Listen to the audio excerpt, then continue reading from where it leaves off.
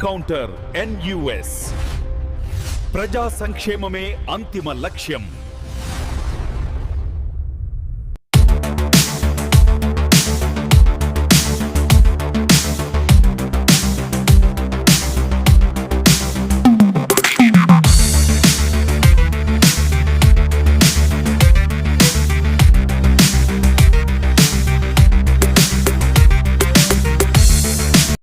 చేశాను.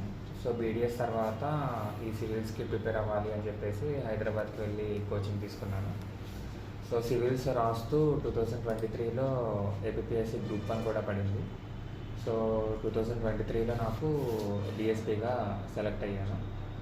సెలెక్ట్ అయిన తర్వాత PTC అనంతపురంలో 1 year అకాడమీ ట్రైనింగ్ ఉంటుంది. తర్వాత గ్రే హౌన్స్ ట్రైనింగ్, తర్వాత డిస్ట్రిక్ట్ ప్రాక్టికల్ ట్రైనింగ్ అనకాపల్లిలో జిల్లాలో చేశాను.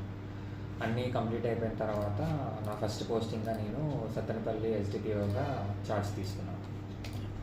సార్ ఈ పల్నాడు అంటేనే దాదాపుగా ఎలాంటి ఒత్తిళ్ళున్నా ఏమన్నా కూడా ప్రజలు సఫర్ అవ్వకుండా ఉండడం అన్నదే మా మెయిన్ ఎజెండా. సో ఒత్తిళ్ళు ఉన్నా కూడా వాళ్ళు సఫర్ అవ్వనంత వరకు ఏమన్నా చేయగలిగితే చేయగలను, కానీ ప్రజలకి ఏమన్నా సఫరింగ్ ఉంది అంటే కనుక ఎలాంటి ఒత్తిళ్ళు ఉన్నా కూడా మేము లొంగము, అది మాత్రం నేను చెప్పగలను.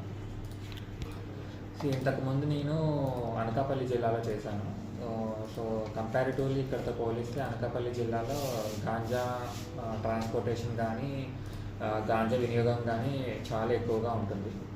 సో అక్కడ మేము చాలా డిఫరెంట్ స్ట్రాటజీస్ అవన్నీ ఫాలో అయ్యాము.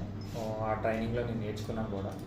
సో ఇక్కడ కూడా అవేర్నెస్ ప్రోగ్రామ్స్ కానీ లేదా నైట్ పెట్రోలింగ్ కానీ లేదా గాంజా హాట్స్పాట్స్ని ఎవరైనా ఉంటే ఐడెంటిఫై చేసి అబండన్ బిల్డింగ్స్ కానీ లేదా జన సంచారం లేని పరిసరాల్లో కానీ మరింత నిఘా పెట్టి ఎవరన్నా గాంజా వినియోగించినా లేదా ట్రాన్స్పోర్ట్ చేసినా కఠినంగా కేసులు పెట్టి చర్యలు తీసుకుంటామని చెప్తున్నాను.